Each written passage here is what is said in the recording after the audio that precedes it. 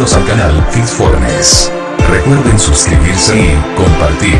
Aquí entrenarás con Yadira Ugas, tu entrenadora personal.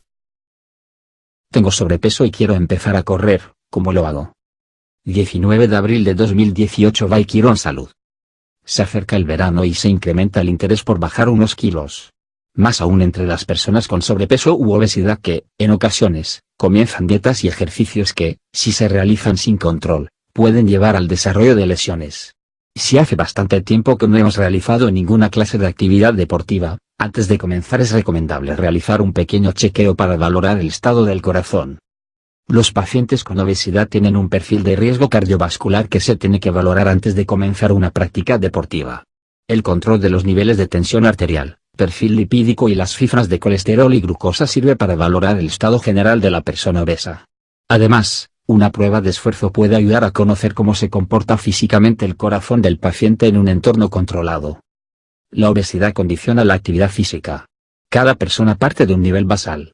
En obesos, por ejemplo, la frecuencia cardíaca en reposo no debería acercarse a los 90 latidos por minuto y la presión arterial en reposo se debería encontrar entre los 130 y 75. Si en reposo ya es hipertenso y la frecuencia cardíaca es alta, hay que realizar la actividad física con precaución y, antes de comenzar a correr, tener en cuenta estos factores. Las personas obesas tienden a sudar más cuando comienzan a correr para termorregularse, lo que requiere una hidratación adecuada debido a que se produce hipersudoración. La sudoración excesiva es un método adaptativo para dispersar el calor y mantener una temperatura corporal estable, por lo que es natural que al comienzo del ejercicio se active esta respuesta. Antes de comenzar una práctica deportiva intensa, se debe intentar bajar de peso. Las rodillas y los pies son las articulaciones que más sufren. Con el sudor, no solo se puede perder agua sino también electrolitos como el sodio y cloro, por lo que es necesario realizar una reposición precoz de líquidos incluso durante el ejercicio, con agua y sales minerales para evitar deshidrataciones importantes. En personas no acostumbradas a la actividad física intensa, la deshidratación es especialmente peligrosa porque los mecanismos de autorregulación de temperatura pueden tardar en iniciarse.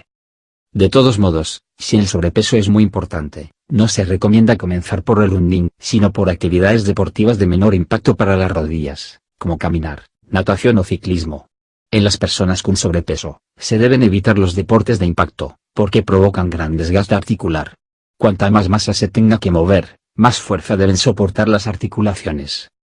Antes de comenzar una práctica deportiva intensa, se debe intentar bajar de peso mediante dieta, ya que las rodillas y los pies son las articulaciones que más sufren en pacientes con obesidad debido al impacto. Un ejercicio como una carrera popular, aunque se realice a frecuencias cardíacas bajas, puede provocar dolor articular, tendinoso y una degeneración a largo plazo del cartílago articular. Hay que tener en cuenta varios factores antes de comenzar. Por ejemplo, si en reposo ya es hipertenso y la frecuencia cardíaca es alta hay que realizar la actividad con precaución.